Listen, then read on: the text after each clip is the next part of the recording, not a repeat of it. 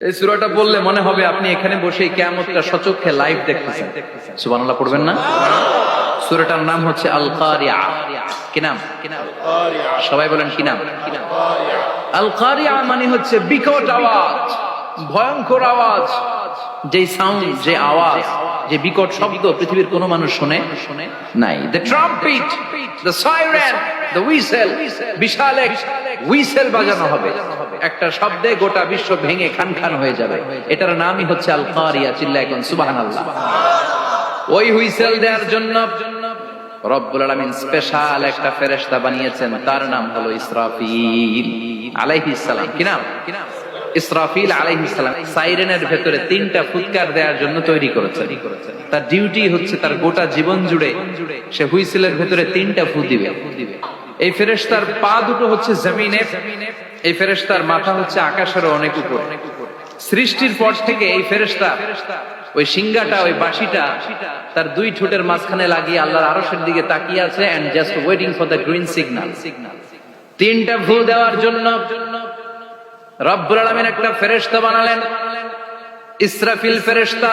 সৃষ্টির শুরু থেকে বিশাল সিংহাটাকে, সাইরেনটাকে, ট্রাম্পেটটাকে 2 ঠোঁটের মাঝখানে লাগিয়ে আল্লাহর আরশের দিকে তাকিয়ে আছে, কবে আমার প্রভু বলবে সাইরেনের মধ্যে বাঁশি বাজা। এই ঘটনাটাই আল্লাহ প্রামাণ্য দলিল দিয়ে বর্ণনা করেছেন। আর বর্ণনা করতে যে এই সূরার নাম দিয়েছেন আল কারিয়া।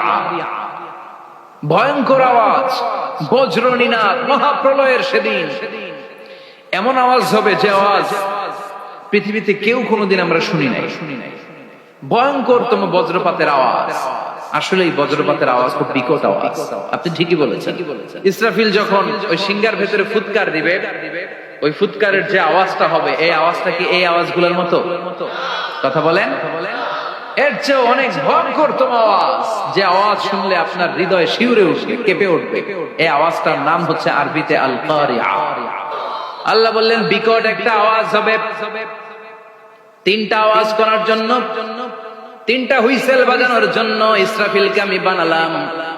প্রথম সিংহার ফুৎকার যখন ইসরাফিল ফেরেশতা হুইসেলের মধ্যে দিয়ে দিবে, তখন যেই ভয়ঙ্কর শব্দটা হবে, ওই শব্দটার নাম হলো আল কারিয়া। কি নাম? আল কারিয়া। ওটা দেওয়ার সাথে সাথে পুরো পৃথিবীটা লন্ডভন্ড হয়ে যাবে, মানুষগুলো ছিটকে পড়বে। এই পৃথিবীর মাধ্যাকর্ষণ শক্তি থাকার কারণে আমরা ছিটকে পড়ি না। এই যে বসে আছি, সবকিছু পৃথিবীর মধ্যে লেগে আছে। এটার কারণ দ্য গ্র্যাভিটেশনাল ল, গ্র্যাভিটেশনাল পাওয়ার। এটা পৃথিবীর সবকিছু তার কেন্দ্রের দিকে টেনে রাখে। কিন্তু কিয়ামতের দিন আল্লাহ পৃথিবীটারে ধরে যখন একটা ঝাঁকুনি দিবেন, একটা কাঁপুনি দিবেন, একটা ভাইব্রেশন দিবেন, একটা আর্থকোয়েক, একটা ভূমিকম্প দিবেন, মুহূর্তের মধ্যেই পুরো পৃথিবীর সবকিছু ছিটকে পড়ে যাবে। চিল্লায় পড়েন আল্লাহু আকবার। শীতকালে ছেলেপেলেরা গ্রামাঞ্চলে অনেক সময় র‍্যাকেট খেলে না, ব্যাডমিন্টন খেলে। দেখবেন ওই খেলার জন্য শীতকালে ক্ষেতের মাঝখানে বাঁশ গেড়ে দেয়, আর বাঁশের মধ্যে লাইট লাগে দিলে, ওর মধ্যে লাইট লাগালে কোত্থেকে যেন অনেক পোকা চলে আসে। ডান দিকে একটা, বাঁ দিকে একটা, সামনে পেছনে ছিটকে ছিটকে পড়ে। কিয়ামতের সেই কঠিন দিন মানুষগুলো বিক্ষিপ্ত এরকম পতঙ্গের মতো ডানে বায়ে ছিটকে ছিটকে পড়ে। পৃথিবীর বড় বড় সাইজের পাহাড়গুলো সেদিন এই তুলার মতো, তুলা যেমনি বাতাসে ধ্বনিত হয়, পাহাড়গুলো সেদিন তুলার মতো বাতাসে ধ্বনিত হতে থাকবে। চিল্লায় এখন আল্লাহু আকবার। এই পৃথিবীর সবচেয়ে বড় পাহাড়ের নাম মাউন্ট এভারেস্ট। ওই পাহাড়টা সেদিন আল্লাহ যখন একটা ঝাঁকুনি দিবে, পৃথিবীটারে ভেঙে খান খান হয়ে যাবে, টুকরা টুকরা হয়ে যাবে। আর চাঁদে আলো থাকবে না, সূর্যে আলো থাকবে না, প্রক্সিমা সেন্ট্রাইতে আলো থাকবে না, আলফা সেন্ট্রাই এ, আলফা সেন্ট্রাই বি, ইটা ক্যারিনা, বেটেলজিউস, অ্যান্ড্রোমেডা, একটার ভেতরেও সেদিন আলো থাকবে না। সাগরের পানির মধ্যে সেদিন দাউ দাউ করে আগুন জ্বলবে। সেই দিনটার নাম হচ্ছে আল কারিয়া। মানুষগুলো পাগল হয়ে যাবে। কেউ থাকবে তখন টয়লেটে। ইমাজিন কেমন ভাবে আল্লাহ নকশা এঁকেছেন। কেউ থাকবে টয়লেটে, কেউ থাকবে ক্ষেত খামারে, কেউ থাকবে অফিস আদালতে, কেউ থাকবে রান্নাঘরে, কেউ থাকবে মৌজ মাস্তির ভেতরে। ঠিক তখনই কিয়ামত হয়ে যাবে, কেউ পার পাবে না। সবার মুখে একটা চিৎকার, আইনাল মাফার, পালাবো কোথায়? পৃথিবীর যখন ঠিক এইরকম অবস্থা, আল্লাহ তাআলা ইসরাফিলকে বলবে, ইসরাফিল, তিনটা ফুৎকার দেওয়ার জন্য তোকে তৈরি করেছি, এবার দ্বিতীয় ফুৎকারটা দে। তাকে ফুৎকার দিতে হবে মোট কয়টা? আরো জোরে বলেন। সে কেবল একটা দিয়েছে, এবার দ্বিতীয় ফুৎকার দিবে। দ্বিতীয় ফুৎকার যখন সে দিবে, মুহূর্তের মধ্যে পৃথিবীর মধ্যে যত মানুষ আছে সবগুলো মরতে শুরু করবে, একটার পর একটা মালাকুল মাউত রুহু কবজ করতে শুরু করবে। মরবেন না শুধু একজন, চিল্লায় বলেন তিনি কে? ফানা ফানা হয়ে যাবে, কিছু থাকবে না, থাকবে একজন, চিল্লায় বলেন তিনি কে? এজন্য সব সময় আল্লাহর কাছে কামনা করবেন, আল্লাহ তুমি ঈমানের মরণ দাও। পড়ে না আমিন? ও আল্লাহ তুমি আমাদেরকে শাহাদাতের মরণ দাও। পড়ে না আমিন? দ্বিতীয় ফুৎকার দেওয়ার সাথে সাথে আল্লাহ মালাকুল মাউতকে বলবে, ও মালাকুল মাউত, পৃথিবীর সব মানুষগুলোর রূহ কবজ কর। সব মানুষের রূহ কবজ হয়ে যাবে, সব জিনদের রূহ কবজ কর, সব জিনদের রূহ কবজ হয়ে যাবে। এবার সব ফেরেশতাদের রূহ কবজ কর, সব ফেরেশতাদের রূহ কবজ হয়ে যাবে। আল্লাহ বলবেন আখবিরনি মাইয়াবকা, আর কে কে বেঁচে আছে বল। মালাকুল মউত বলবে, আল্লাহ মানুষগুলো সব শেষ, জিনগুলো শেষ, ফেরেশতাগুলো শেষ, শুধুমাত্র 4 জন বড় বড় ফেরেশতা এখনো মরে নাই। আল্লাহ বলবে, যা জিব্রাইল, মিকাইল, ইসরাফিল, যে ইসরাফিলের ফুৎকারে কিয়ামত হয়েছে ওই ইসরাফিলকেও শেষ করে ফেল। জিব্রাইল, ইসরাফিল, মিকাইল সব শেষ। আল্লাহ বলবেন আখবিরনি মাইয়াবকা, ও মালাকুল মউত আজরাইল, এবার কে আছে? কই কেউ নাই, সব শেষ, আছে শুধু আল্লাহ আর মালাকুল মউত। ঠিক কি না? ঠিক কি না? আল্লাহ বলবে আখবিরনি মাইয়াবকা, ও মালাকুল মউত আমারে বল কে আছে? কই আমি আছি। কই তুই মর। মালাকুল মউতের কাঁপুনি ছুটে যাবে, খিচুনি ছুটে যাবে, ভয় ভয়ে খিচুনি ছুটে যাবে, কারণ মৃত্যুটা তো সে দেখেছে। দুইটা সিস্টেমে মালাকুল মউত রূহ কবজ করে। আপনারা যারা আল্লাহওয়ালা, আপনাদের মাথার সামনে এসে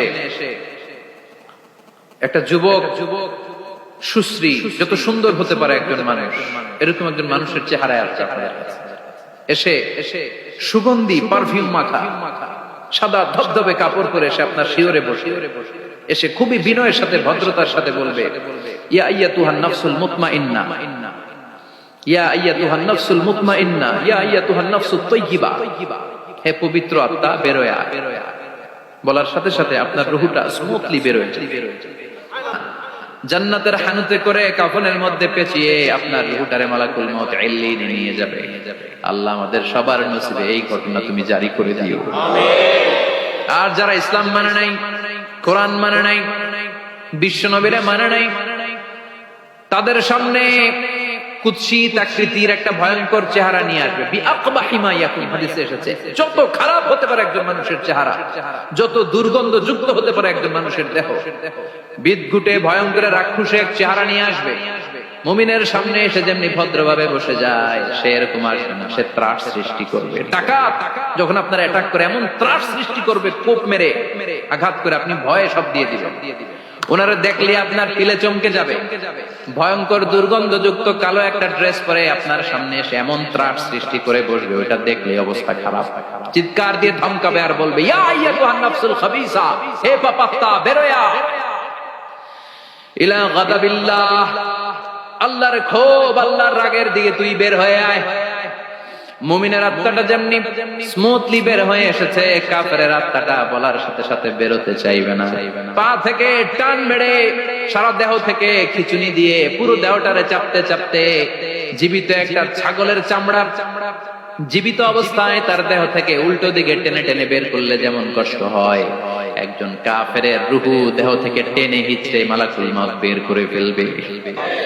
মালাকুল মউত এই দৃশ্যগুলো নিজেই ঘটিয়েছে, তার জানা আছে মৃত্যুর কত কষ্ট। আল্লাহ বলবেন মর, বলার সাথে সাথে কাঁপুনি ছুটে যাবে। আল্লাহ বলবেন কেঁপে লাভ নাই, মর, মরতে হবে, কারণ কুল্লু নাফসিন।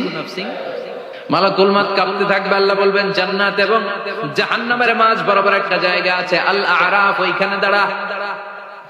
ওইখানে দাঁড়িয়ে মালাকুল মউত বিকট একটা চিৎকার দিয়ে সারা পৃথিবীর মানুষগুলো, ফেরেশতাগুলো যেমনি দুনিয়া থেকে বিদায় হয়েছে, মালাকুল মউত তখন বিদায় হয়ে যাবে। সেদিন বিকট একটা চিৎকার মেরে তিনি বিদায় হবেন। বিশ্বনবী বলেন, মালাকুল মউতের মরণের সময় সেই চিৎকারটা ওই দিন এত ভয়ঙ্কর হবে, দুনিয়াতে যদি তখন মানুষ থাকতো, কিয়ামত ঘটানোর জন্য আলাদা করে ইসরাফিলের সিংগায় ফুৎকার দেওয়ার আর দরকার হতো না। মালাকুল মাউতের মরণের কষ্টের ওই চিৎকারের আওয়াজ শুনলে মানুষগুলো সব কানের পর্দা ফেটে জমিনের মধ্যে তখনই লাশ হয়ে পড়ে যাবে। সব ক্ষমতার মালিক আল্লাহ, কেউ নাই, সব মরে গেছে। এভাবে যে কত হাজার কোটি বছর আল্লাহ একা থাকবেন এটা আল্লাহ জানেন, আমরা কেউ জানি? ইসরাফিলকে আল্লাহ বানিয়েছিলেন সিংহায় 3টা ফুৎকার দেওয়ার জন্য। চিৎকার করে বলতে হবে কয়টা? দিছে কয়টা? বাকি আছে কয়টা? এবার রব্বুল আলামিন ইসরাফিলকে জীবিত করবেন, জীবিত করে বলবেন তাড়াতাড়ি 3য় ফুৎকার দিয়ে তোর ডিউটি শেষ কর। সুবহানাল্লাহ পড়ে। ইসরাফিল এবার 3য় ফুৎকার দিবে। 3য় ফুৎকার দেওয়ার সাথে সাথে পৃথিবীর বিভিন্ন প্রান্ত থেকে, মহাবিশ্বের বিভিন্ন প্রান্ত থেকে মানুষের জিনগুলো দাঁড়াতে শুরু করবে। বিমান দুর্ঘটনায় যারা মারা গিয়েছে, ছাই হয়েছে, ছাই থেকে উঠে দাঁড়াবে। তিমি মাছের খাবার হয়ে সাগরের মধ্যে মিশে গিয়েছিল, সাগর থেকে দাঁড়াতে শুরু করবে। পাহাড়ের মধ্যে যারা মারা গিয়েছে, পাহাড় থেকে উঠবে। হিন্দুদের শ্মশানের মধ্যে যেখানে লাশ পোড়ানো হতো ওখান থেকে দাঁড়াবে। মানুষগুলো কবর থেকে উঠবে, যে যেখানে মারা গিয়েছে সেখান থেকে দাঁড়াবে। মুমিন বান্দারা চোখ কচলাতে কচলাতে বলবে মান বাআতানা মিন মারকাদিনা। قالوا من بعثنا من مرقدنا هذا ما وعد الرحمن وصدق المرسلون। মুমিন বান্দারা চোখ ডলতে ডলতে বলবে ঘুম ভাঙালো কে?